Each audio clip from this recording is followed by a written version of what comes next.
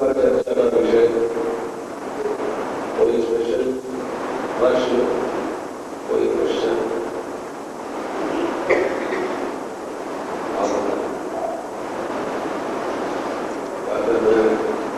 अपने हिसाब से कर लो। भगवत धाम की प्राप्ति की हो, भगवान की हो, भगवत धाम की प्राप्ति की, भगवान में प्रेम कैसे हो? प्राप्ति की, भगवान में प्रेम भगवान में प्रेम कैसे हो? अर्थात मोटी बात जो है आपके यहाँ से जो आपका प्रश्न है उससे निकल रही है कि मुक्ति का पथ क्या है? ठीक है, एक बात आई ना कि मुक्ति का पथ क्या है? भगवत गीता के अंदर हमने दो लेक्चर दिए यहाँ पर, तो मैं बात करता हूँ। पहले लेक्चर में हमने बताया था कि सुख की प्राप्ति कहाँ, याद है सबको? हमने जो है दूसरे अध्याय के 66वें श्लोक से चर्चा करी थी। नास्ति बुद्धि अयुक्तस्य न चयुक्तस्य भावना न च भावते शांति अशांतस्य तदेव सुखम। तदेव सुखम अर्थात सुख कहाँ है? शोक का जो कृष्ण महामृत में परमेश्वर से संबंधित नहीं है उसका मन वश में नहीं होता। जिसका मन वश में नहीं होता उसकी बुद्धि स्थिर नहीं होती। जिसकी बुद्धि स्थिर नहीं होती उसको शांति प्राप्त नहीं होती, और जिसको शांति प्राप्त नहीं है उसको सुख। अर्थात सुख की प्राप्ति के लिए शांति का होना जरूरी है, शांति की प्राप्ति के लिए बुद्धि का स्थिर होना जरूरी है, और बुद्धि के स्थिर होने के लिए मन का वश में होना जरूरी है, और मन वश में करने के लिए आपको कृष्ण महामृत में भगवान के साथ अपना संबंध जोड़ना जरूरी है। जब तक अपना संबंध आप भगवान के साथ नहीं जोड़ेंगे तब तक आपको जो है सुख की प्राप्ति नहीं होगी। फिर हमने चर्चा करी थी कि सुख है कहाँ। भगवान जो है भगवत गीता के 8वें अध्याय के 15वें और 16वें श्लोक में बताते थे कि ये संसार दुखों का घर है, शाश्वतम। 16वें श्लोक में बताते थे कि आप ब्रह्म होगा पुनर्वर्तिनो अर्जुना। अर्थात इस लोक से लेके उच्चतम, निम्न लोक से लेके उच्चतम जितने भी लोग हैं सारे दुखों के घर है। फिर एक चर्चा करी थी कि दुखों के घर के अंदर सुख कैसे मिल सकता है। मिल सकता है? टीवी की दुकान में साड़ी मिलेगी? नहीं मिलेगी। मूर्खता हो। अगर हम जो है इलेक्ट्रॉनिक्स की दुकान में जाए उससे बोले कि साड़ी दिखा दो तो बोलेगा तो मूर्ख आ गया मेरी दुकान से। इसी तरह दुखों के घर के अंदर सुख की तलाश नहीं हो सकती।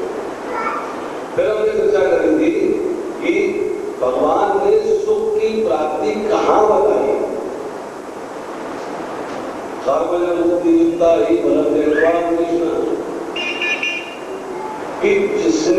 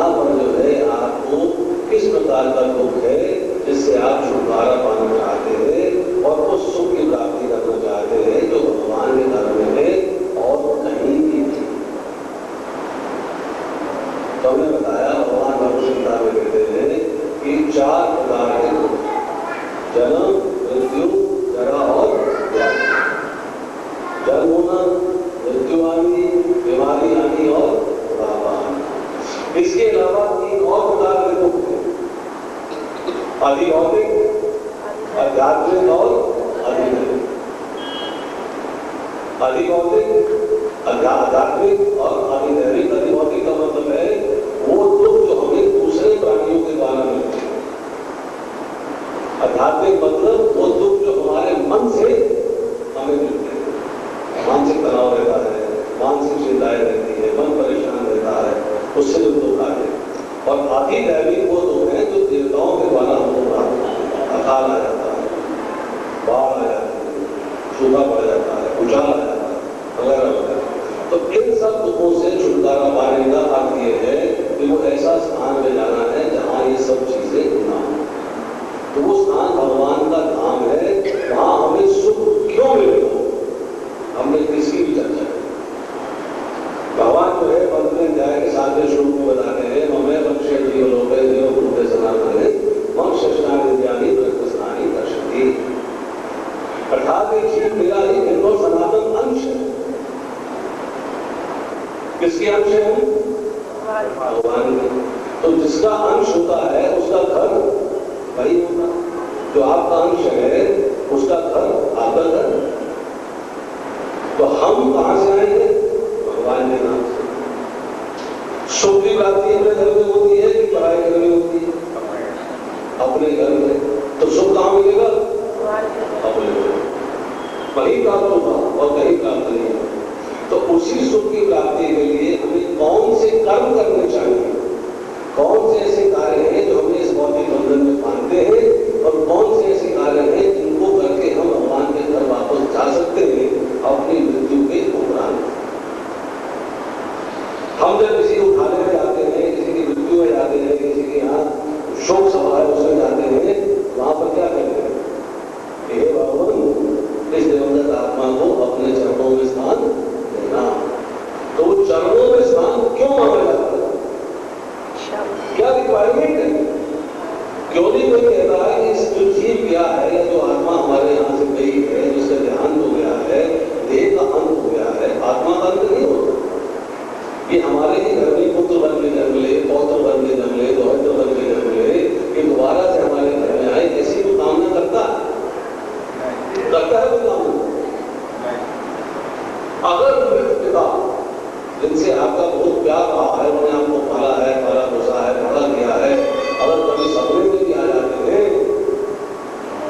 तो बच्चा जो है, पुत्र है, अपनी माता से कहता है कि माता जी मुझे 3 दिन से पिता के सपने में आ रहे थे, या एक बार आए थे, 15 दिन बाद फिर आए थे, महीने के बाद फिर आए थे। तो माता क्या कहती है कि बेटा उनकी गति नहीं, वो अभी भटक रहे हैं, उनकी गति नहीं हुई, तो कृपा करके उनकी गति करवाओ। या तो गया दी जाओ या भैया जाओ, जहां उनकी गति करते जाती है वहां जाकर उनकी गति करवा के आओ। कोई भी व्यक्ति जो है किसी भी दिवंगत आत्मा को अपने घर में दोबारा से बुलाना नहीं चाहता। क्यों? क्योंकि उसे पता है कि एक बार वो वापस आएगा, फिर 84 लाख योनियों के चक्र में भटकता चला जाएगा। जब हम कहते हैं कि भगवान अपने चरणों में स्थान दे, इसका मतलब ये है कि भगवान के घर चला गया तो 84 लाख योनियों के चक्र से तो कितने लोग 84 लाख योनियों के चक्र से बाहर जाना चाहते हैं? हाथ खड़ा करें। जो आधा हाथ खड़ा दिल से पूछा जाए तो प्रत्येक व्यक्ति जो है मृत्यु के उपरांत 84 लाख योनियों के चक्र से बाहर निकलना चाहता है, पर उसके पीछे एक रिक्विजिट क्वालिफिकेशन, उसे ये समझ में होनी चाहिए कि 84 लाख योनियां भोगेंगे तो क्या होने वाला है, 84 लाख योनियों से बाहर निकल जाएंगे तो क्या लाभ होने वाला है। जिसको ये ज्ञान की प्राप्ति हो गई है वो तो बाहर निकलना चाहता है, और जिसको इस ज्ञान की प्राप्ति नहीं है वो बार बार आना चाहता है। कहता है कोई बात नहीं, मेरा घर है, जेल तो मेरा घर है। जेल में आप बार बार जाना चाहते हो कि एक बार जाने के बाद निकल जाना चाहते हो? निकल जाना। जेल से बाहर जाना चाहते हो। मुख्य लक्ष्य क्या है? जेल से बाहर। तो हमें 84 लाख योनियों के बंधन में क्या चीज बांधती है? और क्या ऐसी चीज है जो हमें 84 लाख योनियों के बंधन से बाहर निकाल सकती है? क्या एक ही चीज, केवल एक चीज है जो हमें 84 लाख योनियों के बंधन में बांधती है, और केवल एक ही चीज है जो हमें इन 84 लाख योनियों के बंधन से बाहर निकालती है। वो क्या है? वो है हमारे कर्म। सिंपल भाषा में, कोई कॉम्प्लिकेशन नहीं। हमारे कर्म ही हमें 84 लाख योनियों के चक्र में बांधते हैं, और हमारे कर्म ही हमें इससे छुड़वा सकते। फिर हमने चर्चा करी थी दूसरे लेक्चर के अंदर कि कर्म कौन से हैं जो हमें छुड़वा सकते हैं, और कौन से ऐसे कर्म हैं जो हमें बांधते हैं। तो भगवान ने भगवद गीता के 4वें अध्याय के अंदर कर्मों की परिभाषा दी है, जहां भगवान बताते हैं कि कर्म, अकर्म और विकर्म, इन तीनों में क्या भेद है। जो लोग नहीं थे उस प्रवचन में उपस्थित, उनके लिए शॉर्ट में बता देता हूं।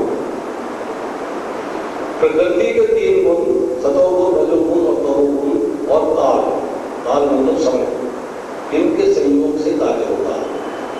कर्म का मतलब है कार्य। जब तीनों का संयोग होगा तो आप कार्य करोगे।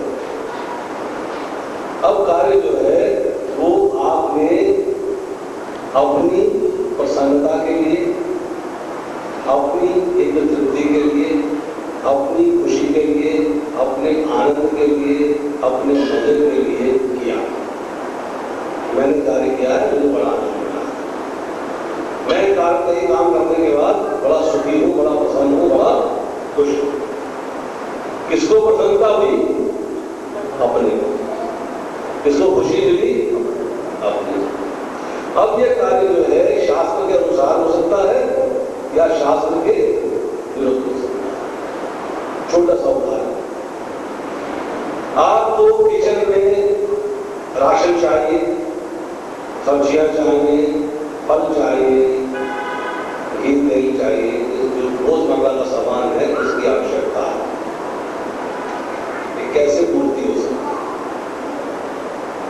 कि आप शास्त्र के अनुसार आप कार्य करें, जीवन यापन करें, जो आपको धन उपलब्ध हो उसे बाजार में जाएं, खरीदे और ले आए।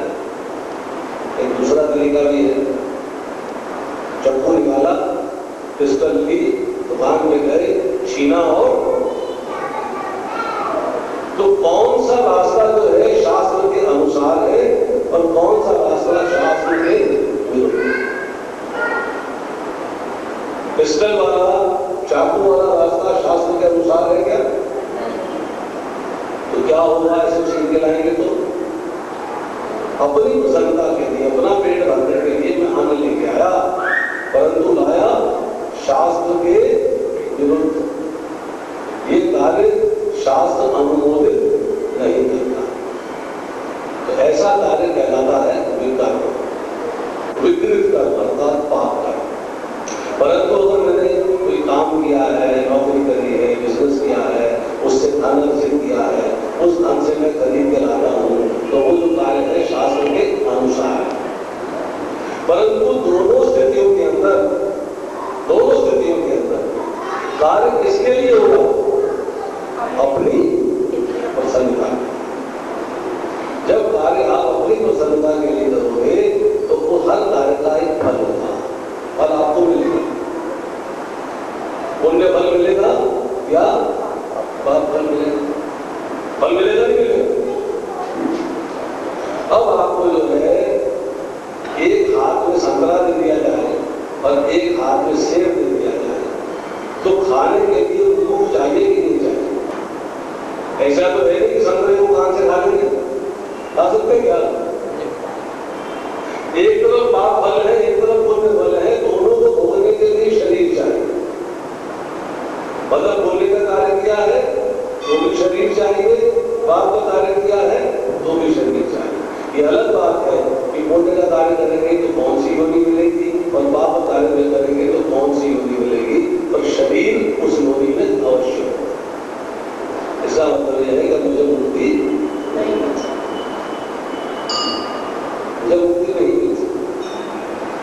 कैसे मिलेगी?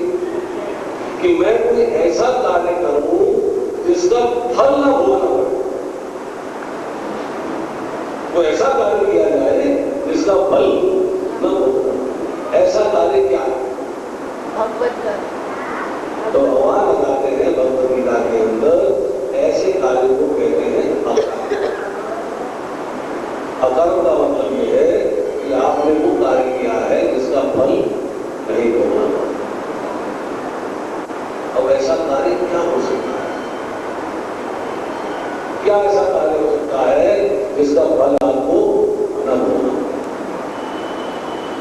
फिर शास्त्र बताता है कि कोई भी कार्य जो स्वामी के लिए किया जाता है उसका आपको फल नहीं होगा। एक जेल के अंदर एक जल्लाद जो है 4 लोगों को फांसी लगाता है सुप्रीम कोर्ट के आदेश पे, प्रेसिडेंट के आदेश पे, तो क्या उस जल्लाद को फांसी लगती है? नहीं लगती। इसलिए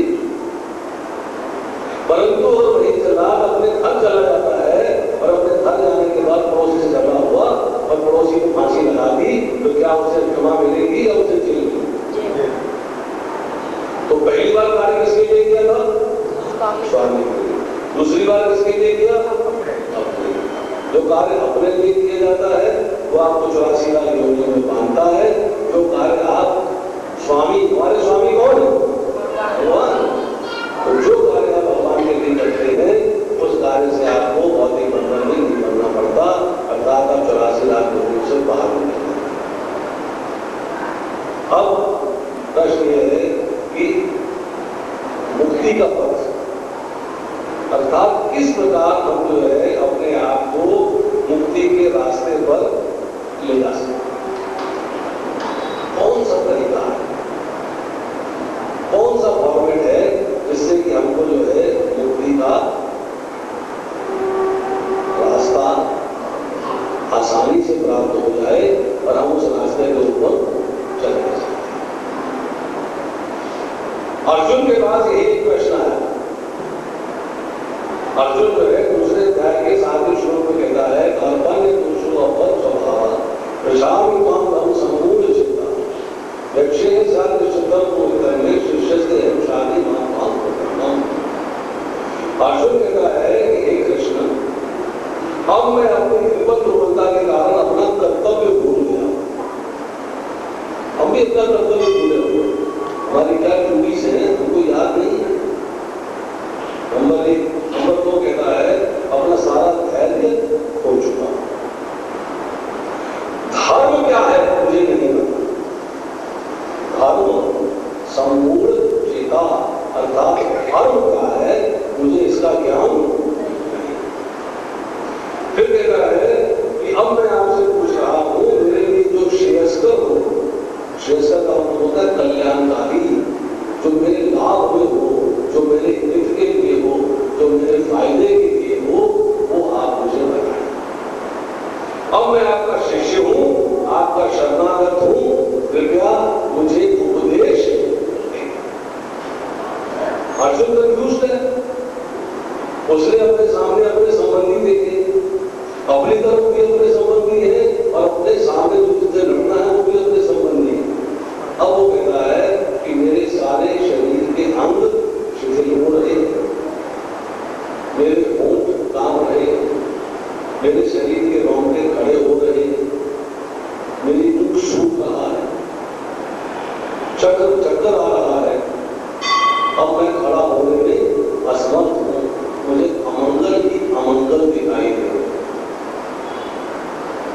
शोक में, टेंशन में, दुख में, परेशानी में, और उस परेशानी में उसको कुछ की याद नहीं आ रहा, कुछ बात समझ नहीं आ रही, टोटल कम में चल। अब उसने ये प्रश्न किया है कि मेरे लिए क्या कल्याणकारी है मुझे बताएं। अब दूसरी बात आती है, हमारे लिए क्या कल्याणकारी है हम जानना चाहते हैं कि नहीं जानना चाहते? हम भी जानना चाहते हैं कि हमारे लिए क्या कल्याणकारी, क्या करें हम ये 84 लाख योनियों के चक्र से बाहर। क्या हमारे लिए ठीक है और क्या हमारे लिए अर्जुन ने क्या किया? बोला कि अब मैं आपका शिष्य हूं, अर्थात भगवान की शिष्यता स्वीकार कर। मित्र था, संबंधी था, बचपन से साथ खेलता कूदता आया था, परंतु ज्ञान की प्राप्ति के लिए शिष्यता स्वीकार कर। क्यों देखा? अकेला शिष्य बनने से गुजारा नहीं चलेगा। क्या कहता है कि अब मैं आपके शरणागत, अब मैं आपके शरणागत हूं, अब आप कृपया मुझे उपदेश दें कि मैं किस प्रकार से धर्म के मार्ग पर चल सकता हूं। अब हमने यहां पे प्रश्न किया कि मुक्ति का मार्ग क्या है, हम मुक्ति के मार्ग में कैसे जा सकते हैं, अर्थात कौन सा ऐसा तरीका है जिसके द्वारा हम लोग भगवान के धाम पहुंच सकते। अब शॉर्ट में उसी की चर्चा करें।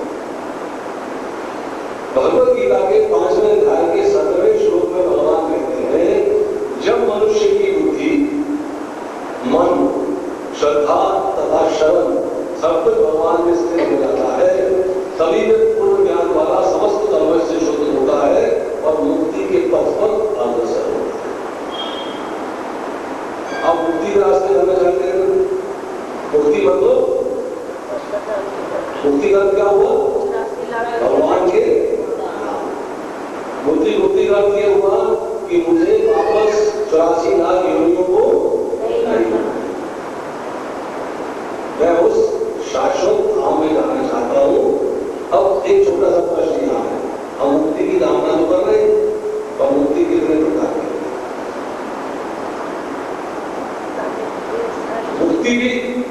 मुक्ति है तो मुक्ति कितने प्रकार की है?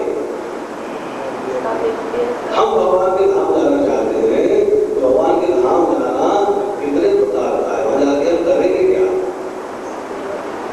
बता जो कोई है क्या, उसका फायदा क्या होगा? भगवान की सेवा वो शास्त्र बताता है कि चूंकि हम भगवान के शाश्वत अंश हैं, इसलिए हमारा ओरिजिनल धर्म वही है और हमें आनंद की प्राप्ति नहीं हो सकती। और कैसा आनंद?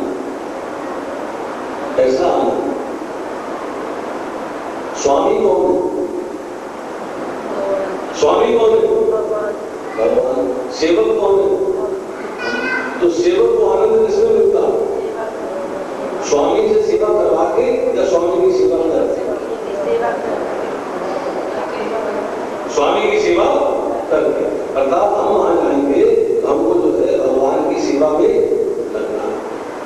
अब प्रश्न ये है कि वहां जाने के बाद जब हम अपने धाम पहुंच जाते हैं, तो वहां पे हमारी सिचुएशन, हमारी स्थिति, हमारी स्थिति क्या है? कितने प्रकार की मुक्ति है?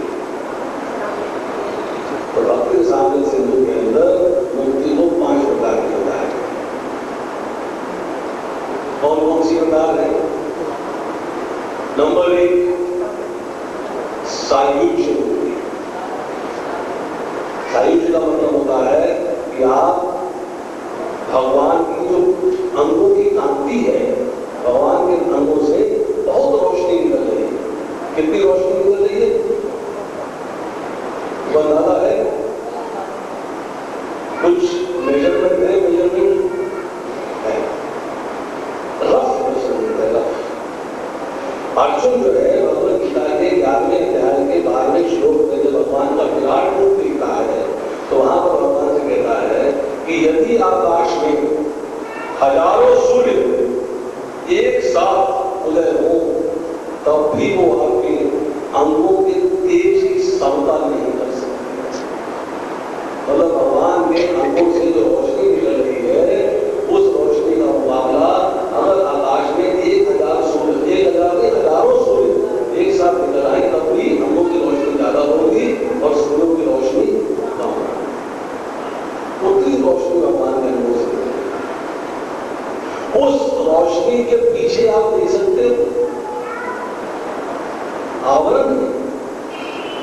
आप रात में सड़क के ऊपर चलिए, सामने से ट्रक आ रहा हो, उसकी बहुत दो बड़ी बड़ी हेडलाइट लगी हो, तो आपको पीछे से कुछ दिखाई नहीं देता कि बस है कि ट्रक है, आप फैसला नहीं कर पाते। सिर्फ 2 लाइटें, प्रज्ञा, जहाँ हजारों सूर्यों से ज्यादा रोशनी भगवान के अंगों से निकल रही है, उसके पीछे से देख पाना क्या संभव है?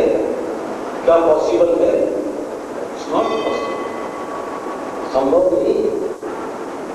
तो यहां पर जो है क्या बताया जा रहा है कि सायुज्य मुक्ति,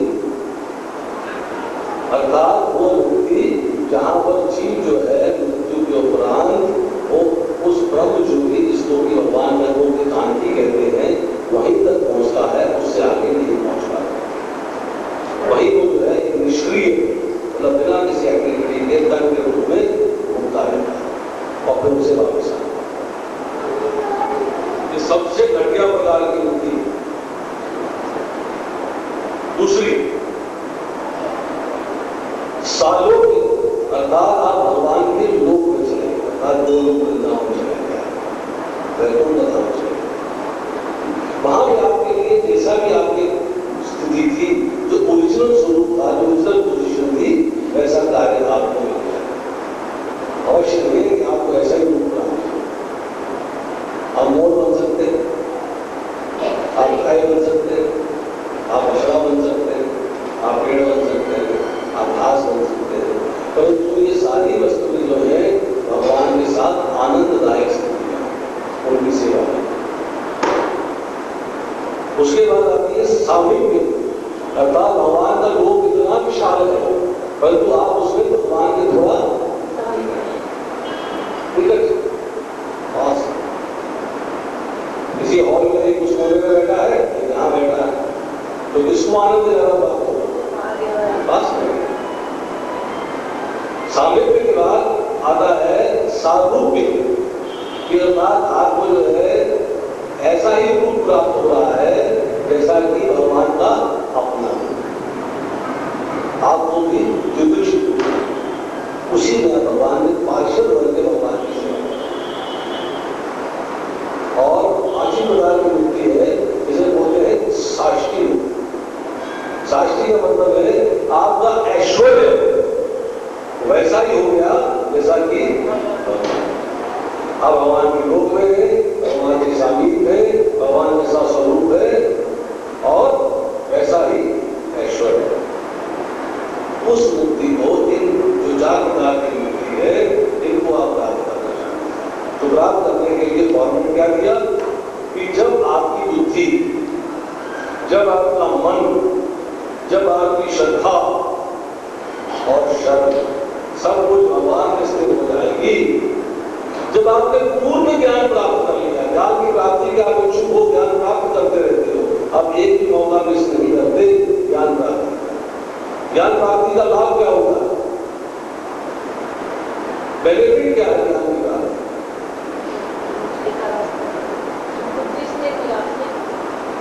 ज्ञान, आपने पहाड़े ज्ञान किए, ज्ञान की प्राप्ति करी, वहां मुझे सारे पहाड़े आते हैं। बच्चे ने कहा मम्मी मैं सारे पहाड़े 1 से लेकर 20 तक 20 गुना तो सुना सकता। आपने कहा बेटा ऐसा करना, बाजार जाना जरा, फिर उसे बाजार से जाके 15 संतरे ले आओ।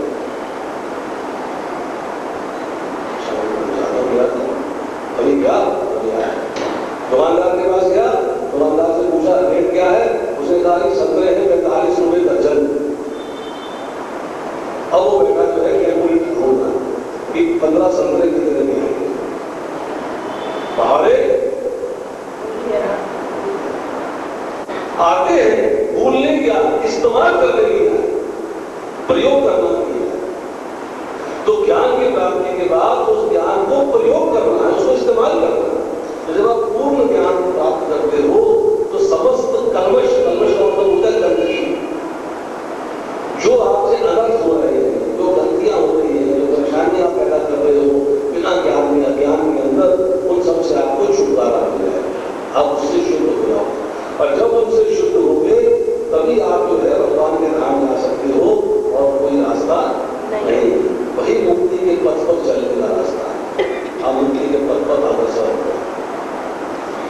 छठे अध्याय के 47वें श्लोक में भगवान बताते हैं, और समस्त योगियों में से जो योगी अत्यंत श्रद्धा पूर्वक मेरे परायण है, अपने अंतःकरण में मेरे विषय में सोचता है, मेरी दिव्य प्रेमा भक्ति करता है, योग रूप से परम अंतरंग रूप से युक्त रहता है,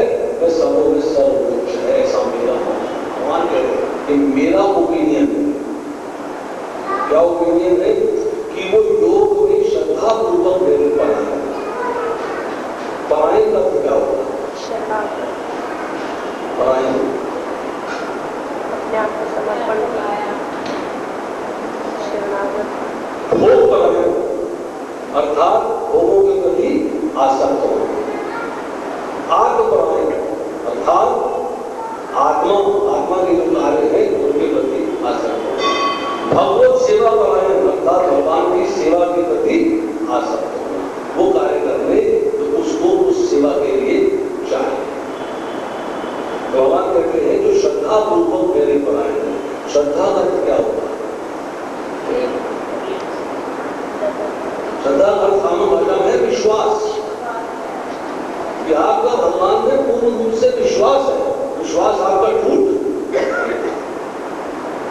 किसी ने कुछ कह दिया उसकी तरफ चल रही है, उसने कुछ और कह दिया उसकी तरफ चल रही है, इधर किसी ने कुछ और कह दिया उसकी तरफ चल रही है। ऐसा नहीं, मुझे मालूम है कि भगवान कौन है, मुझे मालूम है कि वो जो है द्वापर के अंदर, त्रेता के अंदर, अलग अलग युगों के अंदर जो है भक्तों का उद्धार करने के लिए, दुष्टों का संहार करने के लिए मनुष्य रूप धारण करके लीलाएं करते हैं, परंतु उनका शरीर, उनका जन्म, उनके कर्म दिव्य रहते हैं। ये मेरी श्रद्धा है, ये शास्त्र बताता है और शास्त्र की बात है, मुझे विश्वास है।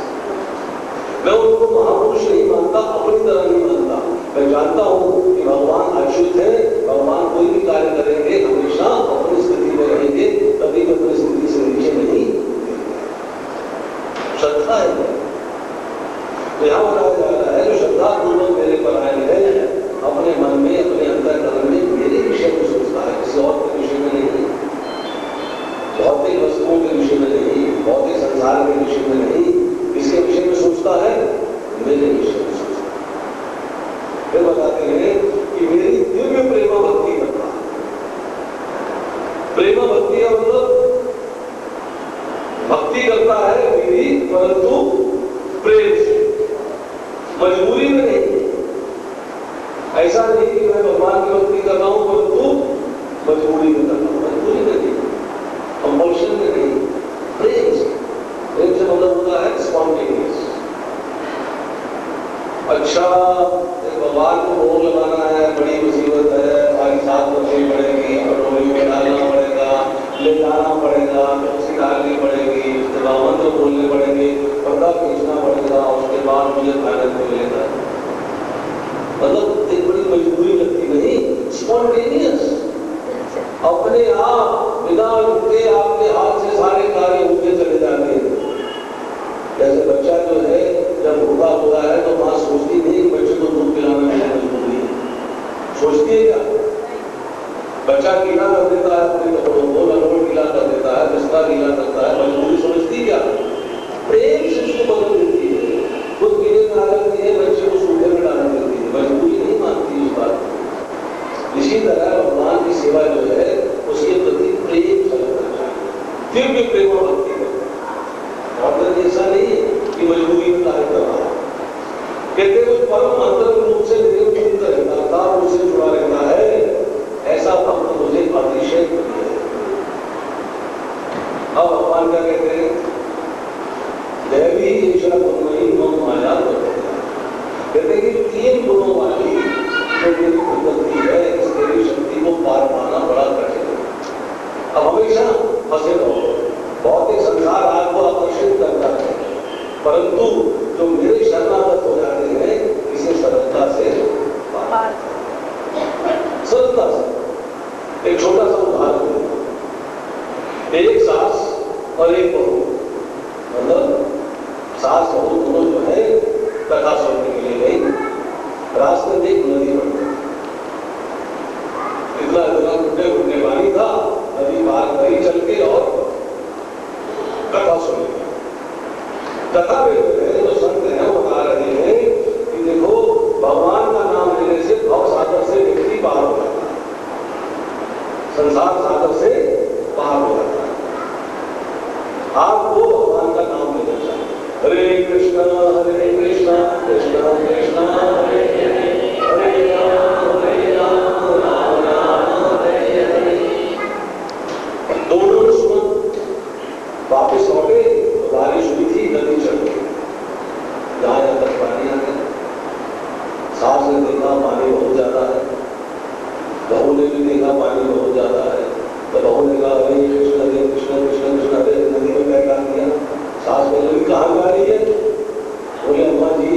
महात्मा जी बता रहे थे कि हरि नाम लेके संसार सागर पार हो जाता है, ये तो छोटी सी नदी है, ये तो मैं फट से पार कर जाऊंगी भगवान का नाम लेके।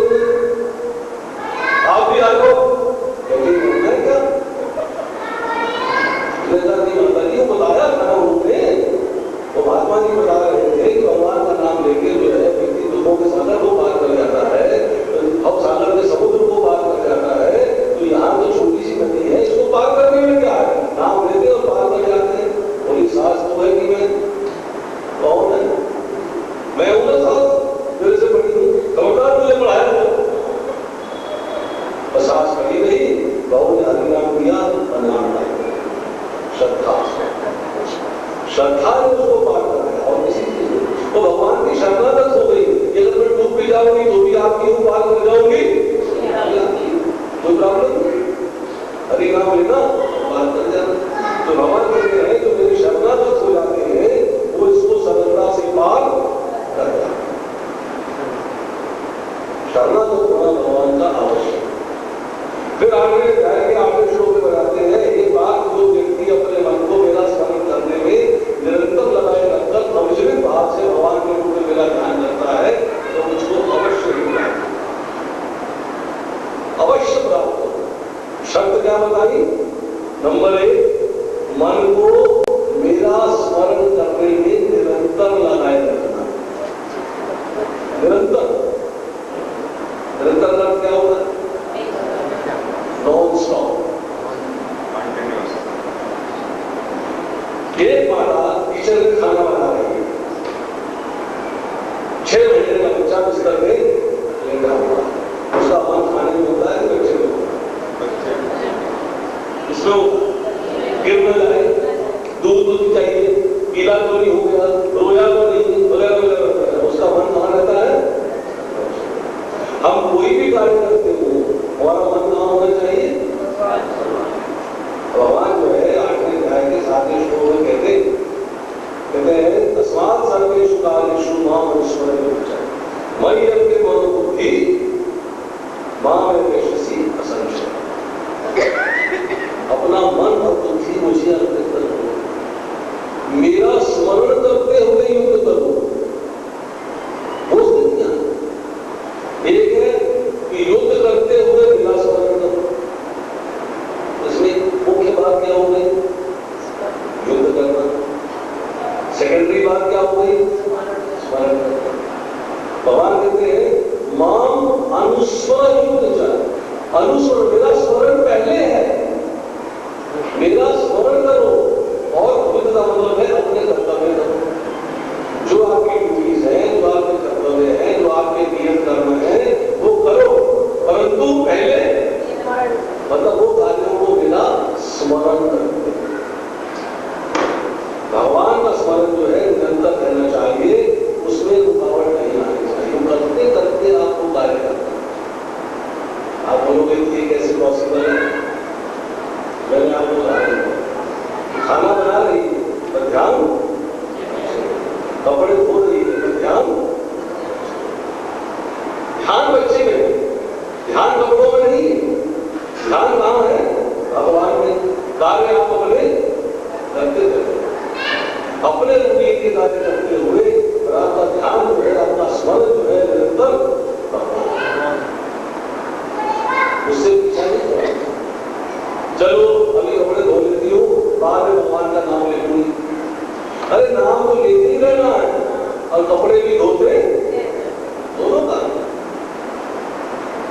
ये ड्यूटी नहीं है कि एक काम कर लिया फिर दूसरा कर लिया फिर तीसरा कर लिया। ये कार्य तो हर जगह उपस्थित है। अब कैसे पॉसिबल होगा, घर साफ करना, डस्टिंग करनी है, खाना बनाना है, बड़ा पहले भगवान का नाम लेते रहो तो बड़ा मुश्किल काम है, वेरी डिफिकल्ट, मेरे से तो नहीं होता। कैसे होगा, कैसे? अभ्यास, ठीक है, लेकिन अभ्यास। दूसरा मन को भी लगाना, मन को भगवान में लगाना। तो कैसे लगाना, ये तो मैं पूछ रहा हूँ। मेरा प्रश्न यही है, कर्म तो हाथों से करना है, लेकिन दिमाग में कैसे?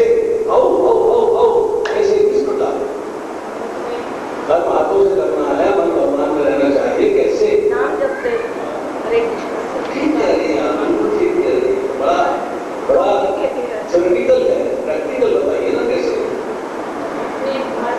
अभी मैंने आपको उदाहरण दिया, उसी उदाहरण को जीवन में लगा के देखिएगा कि आपकी संतान आपके सामने है, तो आपका मन हमेशा उसमें लगा हुआ है। अर्थात आप जो भी कार्य कर रहे हो, आपका कार्य करते हुए मन आपका जो है वहीं पर स्थिर है। अगर कार्य ही आप उसके लिए करो, उदाहरण देता हूं, आपने अपने घर के अंदर एक भगवान का चित्र या लेमिनेशन या फोटो या किसी थोड़ी सी स्थापित कर ली। अब आपने कहा भाई हम तक ठाकुर जी हैं, इनको भोग खाना है, इनको खाना खिलाना, इनको खिलाए बगैर मुझे कुछ खाना नहीं। क्यों नहीं खाना? क्योंकि भगवान तीसरे अध्याय के 13वें श्लोक में कहते हैं कि जो व्यक्ति यज्ञ में विष्णु को अर्पण किए बगैर अर्थात बिना भोग लगाए अन्न को अपनी इंद्रिय सुख के लिए ग्रहण करता है, वो पाप करता है। जब वो मुझे भोग लगाकर अर्थात यज्ञ में विष्णु को अर्पित करके उसको प्रसाद के रूप में ग्रहण करता है, तो पापों से मुक्त हो जाता है। अब मुझे समझ में आ गई कि मुझे पाप नहीं खाने हैं, पापों से मुक्त होना है। अब माता जो है घर के अंदर किचन में 2 घंटे लगा दी, मिर्च ज्यादा ना हो जाए भगवान ने खाना है, नमक ठीक रहे भगवान ने खाना है, टमाटर जला हुआ नहीं हो भगवान के लिए बनाना है, सब्जी जल न जाए भगवान के लिए बनानी है। इसका स्मरण होना, मतलब बच्चों के लिए और किसी के लिए नहीं, पहले भगवान के लिए, ठीक है जी? तो स्मरण किसका हुआ? और जब आप जो है कोई कार्य भगवान के लिए करते हो तो क्या होता है? सेवा होगी ना भगवान की, तो सेवा है भक्ति, भक्ति होगी। अर्थात आपने घंटियां नहीं बजाई, आपने बैठ के माला जप नहीं किया, परंतु क्या किया? खाना बनाया। 2 घंटे खाना बनाना, 2 घंटे आपकी भक्ति सेवा हो गई। अब भगवान के लिए आपने कहा भाई ऐसा है, आज जो है मेरे को ये सब्जियां चाहिए, तो श्रीमान की बाजार सब्जी लेने गए, ड्राइविंग करके गए, किसके लिए? भगवान के लिए। बाजार में सब्जियां खरीदी किसके लिए? भगवान के लिए। दुकानदार से बहस करी, देख भाई सड़ी गली नहीं होनी चाहिए, अच्छी दियो, ताजी दियो, फ्रेश दियो। क्यों? भगवान को भोग लगाना। स्मरण किसका हो रहा है? गाड़ी चल रही है, भगवान में क्या है? भगवान के लिए सामान है। सब्जी खरीदी जा रही है, किसके लिए? भगवान। राशन खरीदा जा रहा है, किसके लिए? भगवान के लिए। तो जब आप अपना हर कार्य जो है स्वामी के लिए करोगे, हर कार्य आपका जब कृष्णमय हो जाएगा, तो आपका मन जो है वो निरंतर भगवान का स्मरण करता है।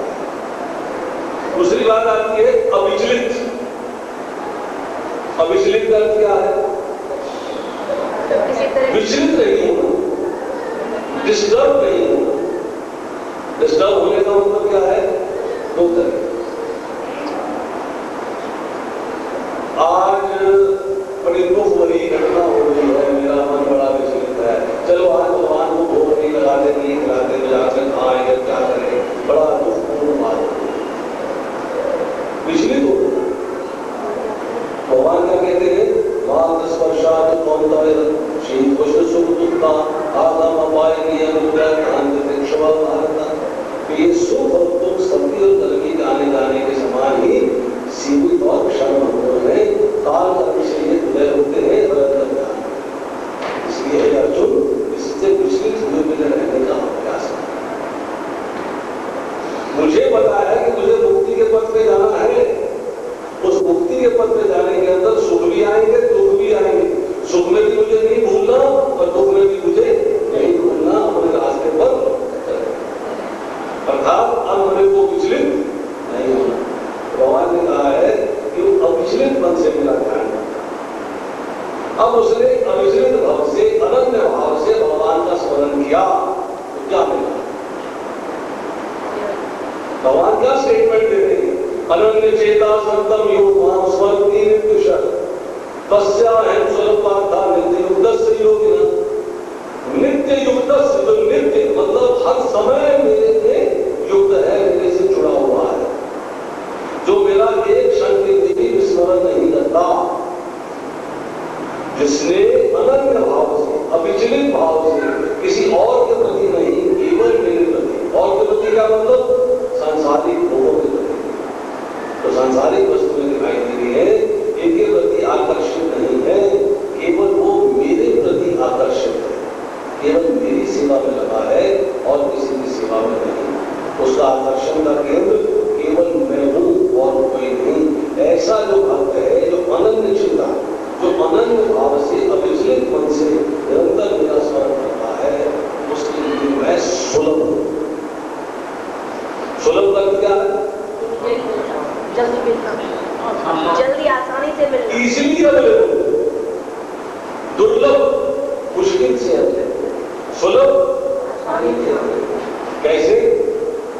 इजीली अवेलेबल क्या है? आम भाषा में कैसे बोलेंगे? द्रौपदी ने पुकारा और कृष्ण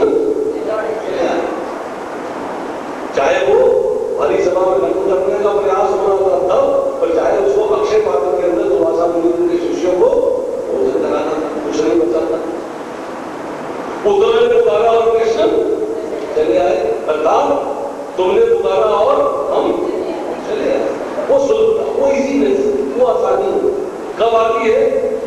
जब व्यक्ति जो है भगवान का निरंतर स्मरण करता है, अर्थात अनन्य चिंता, किसी और का स्मरण नहीं। अब भगवान कहते हैं इसके बाद, जो लोग अनन्य भाव से, अनन्य चिंतो जंतो मां ये जना पर उपासते निशांत युक्तानाम योग क्षेमम भवामि, कि जो अनन्य भाव से मेरे दिव्य स्वरूप का ध्यान करते हुए निरंतर मेरी पूजा करते हैं, उनकी जो आवश्यकताएं होती है उन्हें मैं पूरा करता हूं, और जो कुछ उनके पास है उसकी रक्षा। इसका क्या है? अनन्य भाव में मैंने आपको बताया कि संसारिक भोग के प्रति आसक्ति, आसक्ति किसमें है? केवल भगवान। फिर वही बात होती है, नित्य अभियुक्ता नाम, नित्य मीन्स हर समय, हर स्थिति में भगवत सेवा परायण हो जाना, और मुझे कोई काम नहीं करना। मैं अपने कोई कार्य कर रहा हूं, मैं नशे हो भी चलाता हूं, मैं मरीज भी देखता हूं, मैं कथा भी करता हूं, मैं कथा भी सुनता हूं, मैं घर में भी प्रीति वर्षित करता हूं, सारे कार्य करता हूं, परंतु मेरा हर कार्य का केंद्र कृष्ण, हर कार्य का केंद्र कृष्ण है। केवल उनके लिए कार्य करता हूं, अपने लिए कोई कार्य नहीं। हमारे एक मित्र ने हमसे कहा, अभी कल आए तो मिलने के लिए, कि आप हमसे मिलने भुवनेश्वर आओ ना, जहाँ बढ़िया हो हमारे। मैंने कहा मैं आऊंगा, पर मैं नहीं जा रहा, क्योंकि जब मैं अभी गया हूँ 10 दिन के लिए, तो 70 लोग मेरे साथ, जगन्नाथ मंदिर लेके गया, भुवनेश्वर लेके गया, मायापुर धाम लेके गया, बनारस लेके गया, इलाहाबाद लेके गया, 70 लोगों को साथ लेके गया। तो 70 लोग आपके घर नहीं ले जा सकते, आप मुझसे मिलने आए, मैं आपसे मिलने नहीं हूँ, बल्कि मैं ठाकुर जी की सेवा हूँ। 70 लोगों का ग्रुप बना के उनको भी धाम के दर्शन कराना, फिर दर्शन के इंतजाम हो रहा है, द्वारका का प्रोग्राम हो रहा है। तो किसके लिए बन रहा? भगवान की सेवा के लिए बन रहा है। जो भगवान की भक्ति में आना चाहते हैं, उनको धाम दर्शन कराने का इंतजाम प्रोग्राम बनाया। तो कार्य किसके लिए हो रहे? भगवान के। चिंतन किसका हो रहा? भगवान का हो रहा है, और किसी का कोई नहीं। तो भगवान कहते हैं अनन्य चिंतो जंतो, कि आप जो है अनन्य भाव से मेरे दिव्य स्वरूप का ध्यान करें। फिर कहते हैं उसके बाद योग क्षेमम वहामी है, उसका योग और उसका क्षेम मैं वहन करता हूं। योग किसे कहते हैं और क्षेम किसे कहते हैं? यहां जो है योग शब्द इस्तेमाल हुआ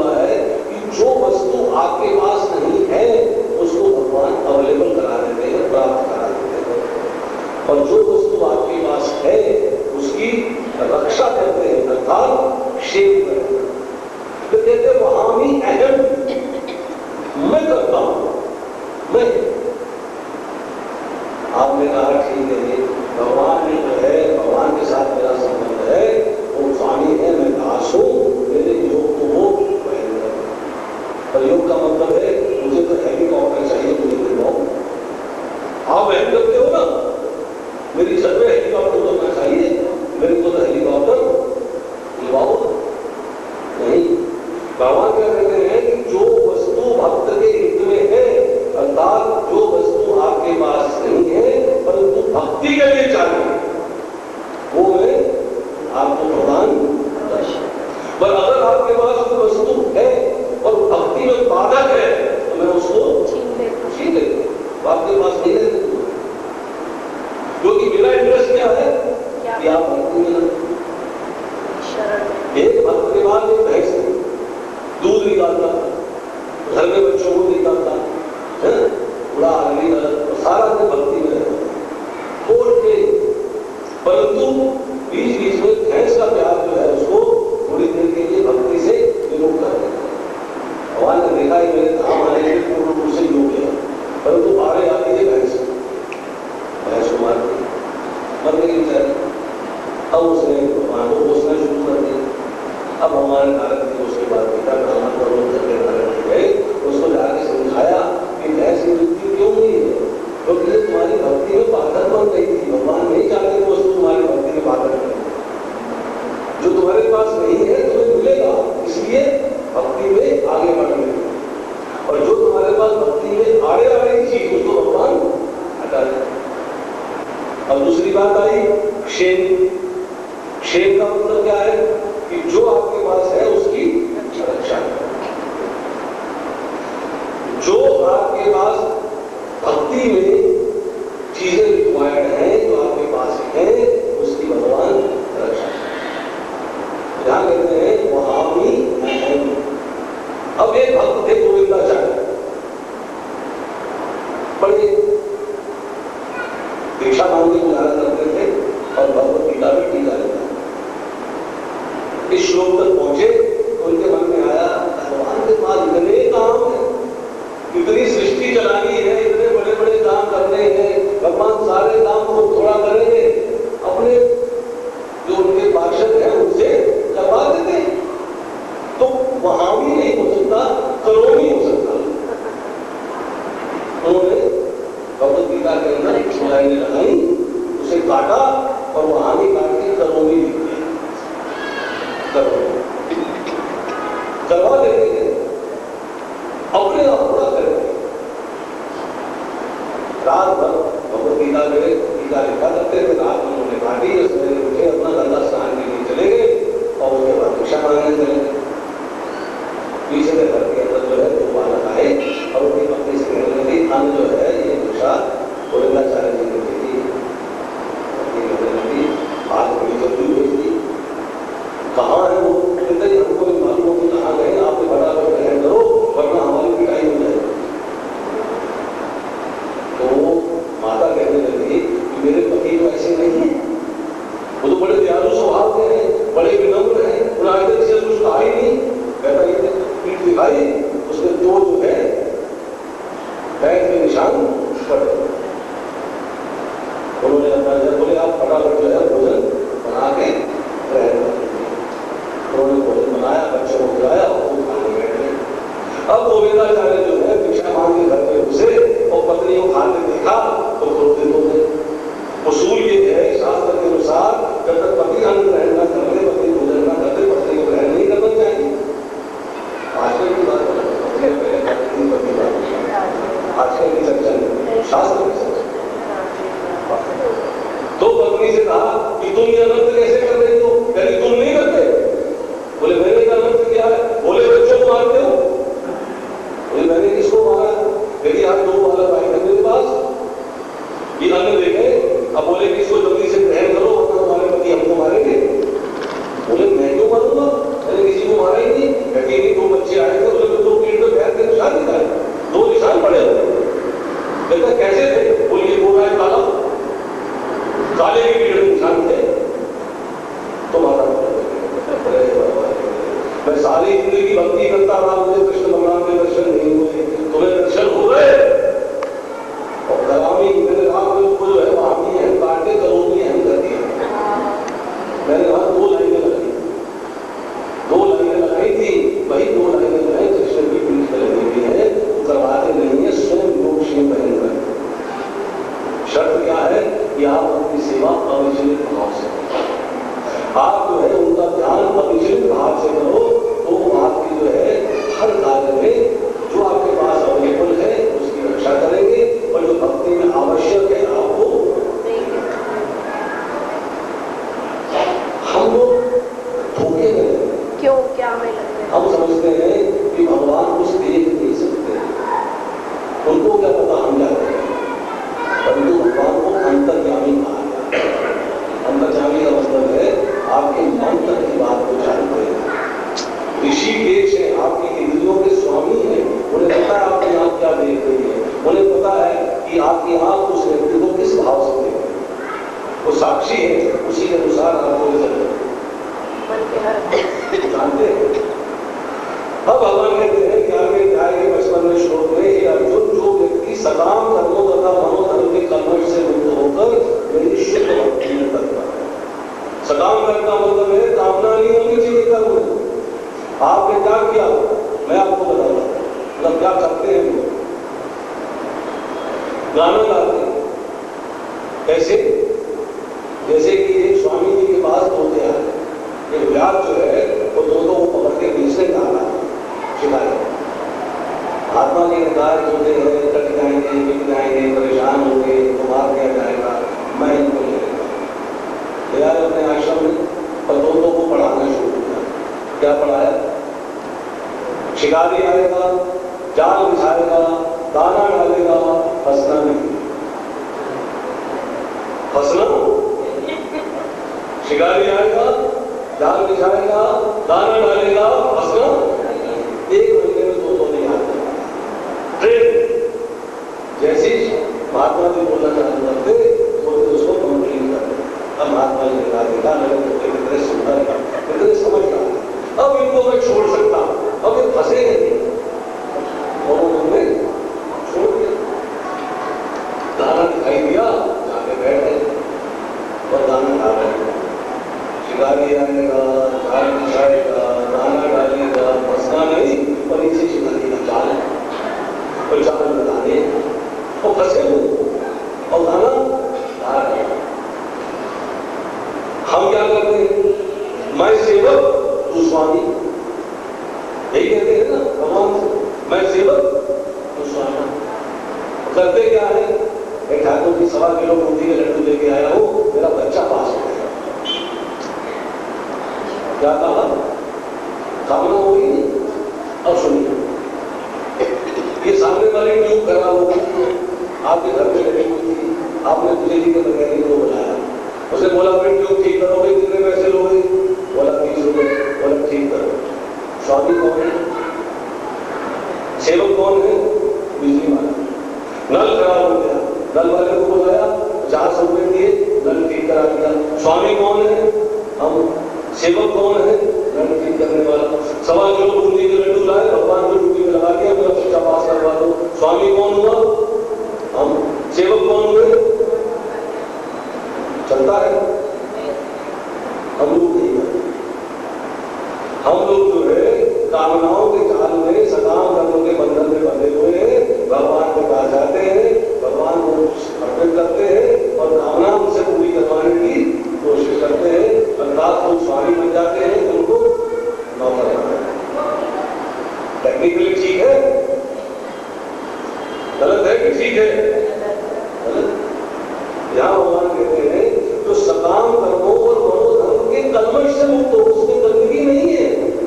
कर्म केवल मेरे लिए करता है, मेरी शुद्ध भक्ति में तत्पर रहता है, जो मेरे लिए ही कर्म करता है, मुझे ही जीवन का लक्ष्य समझता है, जो प्रत्येक जीव से मैत्री भाव रखता है, वह निश्चय ही मुझे प्राप्त करता है। तो मुक्ति का पथ क्या हुआ? अपने लिए कार्य करना या भगवान के लिए? केवल भगवान के लिए कार्य करना। जीवन का लक्ष्य भगवान कि भौतिक सुख भोग नहीं, भौतिक आनंद नहीं, जीवन का लक्ष्य जो है केवल प्राप्ति। 15वें अध्याय के 5वें श्लोक में भगवान बताते हैं जो झूठी प्रतिष्ठा मोह तथा कुसंगति से मुक्त है, जो शाश्वत तत्व को समझते हैं, जिन्होंने भौतिक कामनाओं को नष्ट कर दिया, जो सुख तथा द्वंद्व से मुक्त है। मतलब सुख में भी मेरी भक्ति में है, दुख में भी मेरी भक्ति है। देखो भौतिक कामनाएं नहीं है कि मुझे ये सुख चाहिए, मुझे बिल्डिंग चाहिए, बंगला चाहिए, गाड़ी चाहिए। भगवान मुझे भक्ति चाहिए, भक्ति के लिए जो आवश्यक हो जिम्मेदारी आपकी देने की मैं कुछ नहीं चाहता, मुझे केवल अपनी भक्ति मुझे और कुछ नहीं। ऐसा व्यक्ति मोह नहीं होकर परम पुरुष की शरणागत होना जानते हैं, वे शाश्वत राज्य को प्राप्त करता है। हम में से कितने लोग जो है भगवान के धाम जाने के लिए मेहनत करने को तैयार है और करनी पड़ेगी, उसके बिना चारा नहीं, उसके बिना चारा नहीं। भगवान जो है 18वें अध्याय के 56वें श्लोक में कहते हैं मेरा शुद्ध भक्त मेरे संरक्षण में समस्त प्रकार के कार्यों में संलग्न रहकर मेरी कृपा से मित्रता में नाच काम करना। किसके संरक्षण में कार्य करना? कंट्रोल किसका चाहिए? हम लोग किसके कंट्रोल में कार्य करते हैं? हम लोग भगवान को भगवान मानते हैं, उनको भगवान बना दिया, मर्जी आई तो उनकी बात मान ली, मर्जी आई तो नहीं मानी। बोले कथा चल रही है, चलना है सुनने, तो छठो दिया है कि मैं जा रहे मैं जरूरी नहीं, कथा जरूरी क्या जरूरी है? पर हमारा मन कहता है मैच बनाना चाहिए। तो क्या हम भगवान की शरणागत हुए? नहीं, हम अपने शरणागत हो, अपनी इंद्र तृप्ति के प्रति शरणागत हुए, अपने इंद्रियों के सुख के प्रति शरणागत हुए। अब भगवान के प्रति शरणागत नहीं हुए, तो हमने भगवान की शरणागति ग्रहण नहीं मिली, इसीलिए हमको दुख और कष्ट, इसलिए दुख और कष्ट। अब भगवान जो है भगवद गीता के अंदर में कहते हैं जो भी तुम मेरे अत्यंत प्रिय मित्र हो, तो अपना परम आदेश जो सर्वाधिक ज्ञान है बता रहा हूं, इसे अपने हित के लिए सुनो। अब भगवान आपको अपना परम ज्ञान जो सबसे सीक्रेट कॉन्फिडेंशियल नॉलेज है वो बताने जा रहे हैं। कहते हैं इनको अपने हित के लिए सुनो। अब क्या नॉलेज दिया? मर्मना भगवत भक्तो मध्याजिमान नमस्तो मां वैश्यसी सत्यम ते प्रतिजाने प्रियोसी में। भगवान कहते हैं सदैव मेरा चिंतन करो, मेरे भक्त बनो, मुझे निरंतर पूजा करो, मुझे नमस्कार करो। इस तरह तुम निश्चित रूप से मेरे पास वापस आओगे। मैं तुम्हें वचन देता हूँ क्योंकि तुम मेरे परम प्रिय मित्र हो। मेरा चिंतन करो सदैव, मन भगवान को दे। क्या हमने अपना मन भगवान को दिया? नहीं। मन कैसे भगवान को दिया जाए? जब भगवान जो है वृंदावन से मथुरा में आ जाते हैं तो उद्धव जी को भेजते हैं, जाओ गोपियों को, राधा जी को, मेरी माता को, बेटा को, मेरी विलासा को उन्हें बताओ कि मन को धर्म में लगाए, मन को भगवान में। तो जब उद्धव जी जो है राधा जी के पास जाते हैं, राधा जी से कहते हैं कि मैं कृष्ण की ओर से आया हूँ, कृष्ण ने तुम्हारे लिए संदेश भेजा है। तो क्या संदेश भेजा है कि मन को धर्म में लगाओ। राधा जी क्या कहती है?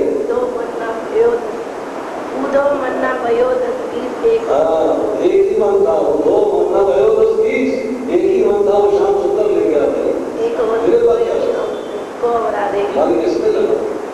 तो यहाँ जो है मनमना भाव का मतलब है कि एक क्षण के लिए भी भगवान की विस्मृति नहीं, उनका स्मरण जो है वो ना हो, उनकी विस्मृति, उनका भूल जाना मेरे को सहन नहीं, मैं सहन नहीं सकता। मेरा अनन्य प्रेम मतलब भौतिक संसार में कोई प्रेम नहीं है, केवल भगवान में प्रेम है। इस तरह से अपने मन को भगवान में उस निरंतर जाना। भगवान मेरे हैं और मैं भगवान का हूं, उस स्थिति में आया। अब आपकी इंद्रियां उनका स्वामी है मन। जब आपने मन को भगवान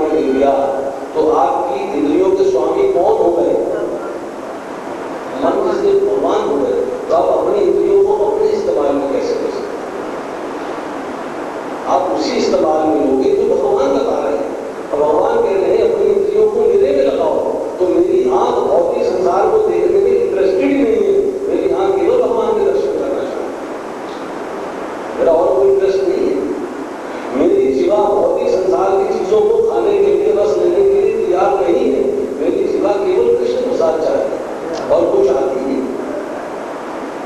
तो मैंने अपनी इंद्रियों को भगवान की सेवा में वो स्टेटस आना चाहिए, वो स्थिति आनी चाहिए। क्या आती है? भगवान कह रहे हैं मत भक्तो अर्थात मेरे भक्त बन जाओ। भक्त बनने का मतलब क्या है? मेरे अधीन हो जाओ, अर्थात मेरे आदेश का पालन करो। मेरा आदेश जो इंस्ट्रक्शंस मैं दे रहा हूं उसका पालन करो। अपनी मन मर्जी मत चलो, मध्याजी मतलब केवल मेरी सेवा करो और किसी की सेवा मत करो। आप बोलो जी सास ससुर बूढ़े हैं उनकी सेवा न करो, छोड़ दो। माता पिता बूढ़े हैं उनकी सेवा न करो, छोड़ दो। नहीं, उनमें भगवान को देखो, उनमें भगवान को देखो और उनकी सेवा करो। ये आवश्यक, ये एसेंशियल। और उसके बाद बोलते हैं नमस्कार करो। नमस्कार करने का क्या होता है? भगवान को आप अपने चरणों में साष्टांग प्रणाम कर रहे हो, उनके प्रति समर्पित हो रहे हो। अर्थात चाहे परिस्थिति अनुकूल हो चाहे परिस्थिति प्रतिकूल हो, दोनों स्थितियों में आप भगवान के प्रति समर्पित हो। तब भगवान कहते हैं कि तुम निश्चित रूप से मेरे पास आओ। और अंत में कहा सब भगवान बनते जब माने कम शरण मोक्षामी कि तू सब प्रकार के धर्मों का परित्याग करके मेरी शरण में आ जा।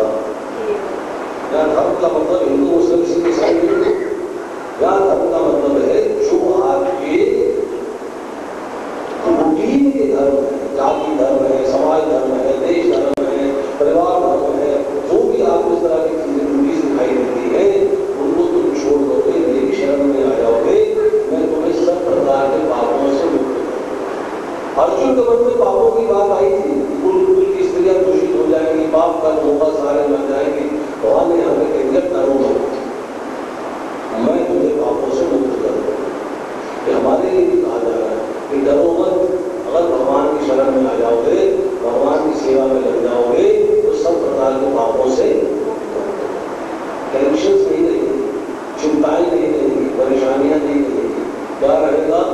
केवल भगवान का स्मरण, केवल भगवान की कृपा, केवल भगवान की शरणागति और मुक्ति अर्थात भगवान का धाम।